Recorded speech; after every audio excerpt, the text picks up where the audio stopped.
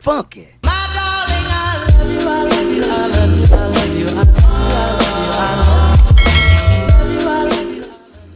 Bismillahirrahmanirrahim. Assalamualaikum warahmatullahi wabarakatuh.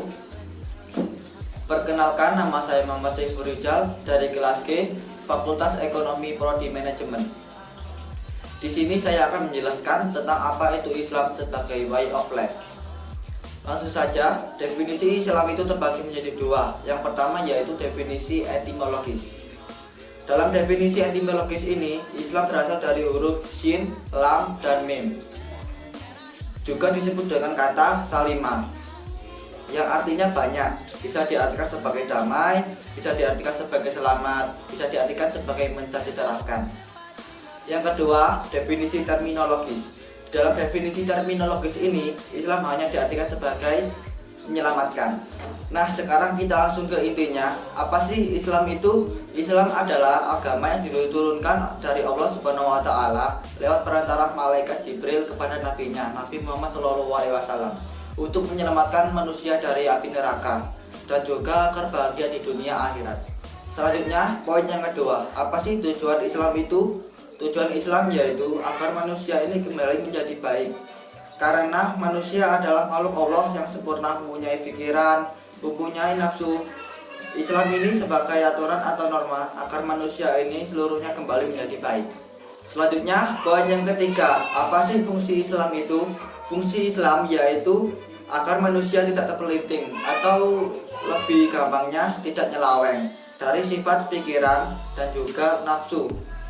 Selanjutnya, poin yang keempat, dari mana sih sumber ajaran Islam itu? Sumber ajaran Islam disahkan oleh semua umat, yaitu yang pertama Al-Quran dan yang kedua hadis. Kedua sumber ini bukan hanya dibaca, tetapi juga harus dimengerti, dihayati, dan diterapkan. Selanjutnya, poin yang kelima, bagaimana sih ruang lingkup agama Islam? Ruang lingkup agama Islam ini sangat luas, yaitu mengatur tentang semua di dalam kehidupan. Contohnya, di aspek ibadah, di aspek akidah, di aspek akhlak, di aspek muamalah, dan lain-lain. Selanjutnya, poin yang keenam, bagaimana sih karakteristiknya Islam? Karakteristiknya Islam terbagi menjadi tiga, yaitu yang pertama, lentur. Contohnya di dalam sholat, di dalam syariat Islam, sholat dilakukan harus berdiri, tapi orang yang dilumpuhkan bisa melakukan sholat dengan rebahan. Yang kedua, tidak memberatkan. Dalam arti, contohnya dalam puasa, orang yang hamil, menyusui, orang yang tua, yang tidak mampu, tidak dipaksa untuk berpuasa, tapi dilakukan hal lain, yaitu fidyah untuk menggantinya. Yang ketiga, lembut atau merangkul. Contohnya, ada aturan atau norma yang ditunjukkan untuk menyelamatkan penganutnya. Selanjutnya, Islam itu ada sejak Nabi Adam diciptakan, dan Nabi selanjutnya hanya ditugaskan untuk melengkapinya saja. Hanya menyebutkan berbeda, tetapi tetap satu substansi, yaitu menyembah kepada Allah Subhanahu wa taala dan syariatnya yang berbeda. Contohnya sholat. Sholat dalam agama Islam bagaimana, dan di agama lainnya bagaimana?